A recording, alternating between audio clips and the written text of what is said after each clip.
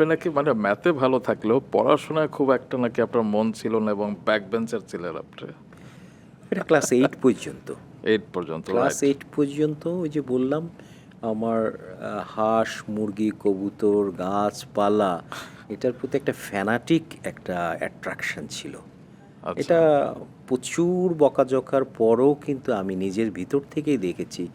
School পালিয়ে আমি ফার্মের মুরগি কেনার জন্য, তখন শেরেবাংলা নগরে ছিল ফার্মের মুরগির যেই ফার্মটা ছিল, রাইট। সেখানে চলে আসতাম। কিভাবে? স্কুল ফাঁকি দিয়ে। তো তার মানে কি, আমি বড় ঝুঁকি নিয়েছি কিন্তু। এর কোত্থেকে আসছে? এটা ওই যে বললাম, ন্যাচারাল একটা ইনক্লাইনেশন ভেতর থেকে ছিল, আমি ওইটাকে রেসপন্স করেছি। তো ন্যাচারের প্রতি ছিলাম ঠিকই, কিন্তু ক্লাস 8-এর পর আমার জীবনে একটা বিরাট ঘটনা ঘটলো। আমার আপা, জি। আমার রোল মডেল। আমার মা।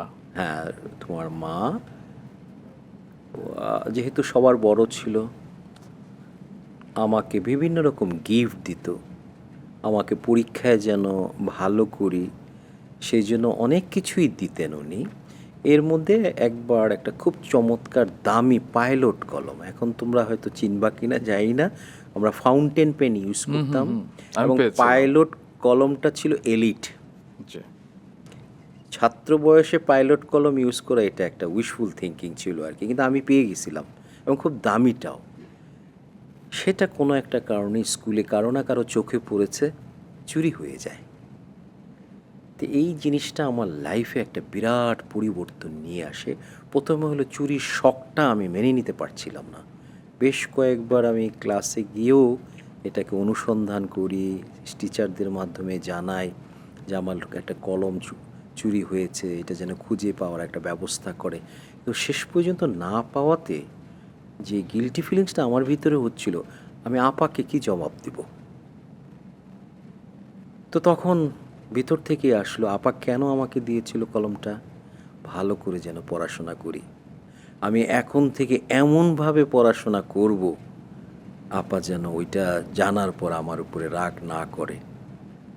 তা আমি তাই করলাম। ক্লাস 9-এ যখন উঠলাম, পড়ে সেকেন্ড বয় হয়ে গেলাম। 27-28 ছিল নাকি তার আগে রোল? রাইট, আমার 27-28-ই থাকতাম, স্টুডেন্টের যে রোল তারপরে নাম্বারটা একদম থাকে। Direct roll 2। একবারে সেকেন্ড, এইভাবেই দশম শ্রেণী পর্যন্ত যাই, এবং ওইটার ধারাবাহিকতায় আমার আমার লাইফস্টাইলই টোটালটা চেঞ্জ হয়ে যায়। আগে ছিল খেলা, হাঁস মুরগি কবুতর এইসব নিয়ে সময় কাটানো, কিছু আড্ডা দেওয়া ওই লাইক মাইন্ডেড ছেলেপেলের সাথে। কিন্তু যখন আমি পড়াশোনার স্ট্রিমে ঢুকে গেলাম, এটাকে উপভোগ করা আরম্ভ করলাম, ইনসেন্টিভ পাওয়া আরম্ভ করলাম, প্রশংসায় টিচারদের কাছ থেকে, আমার বড় বোনের কাছ থেকে, গার্জিয়ান তো আছেই। তখন টোটালি আমি ওই লাইনে চলে আসলাম। এটা আমার লাইফের একটা বিরাট পরিবর্তন এনে দিয়েছিল, জাস্ট একটা পাইলট কলম হারানোর মাধ্যমে। অনেক সময় শোক বলে না, শক্তিতে রূপান্তরিত রাইট, হয়। হতে তো পারে। আপনার ক্ষেত্রেও সেটি হয়েছে। হারানোর বেদনা আপনাকে অনেক কিছু দিয়েছে।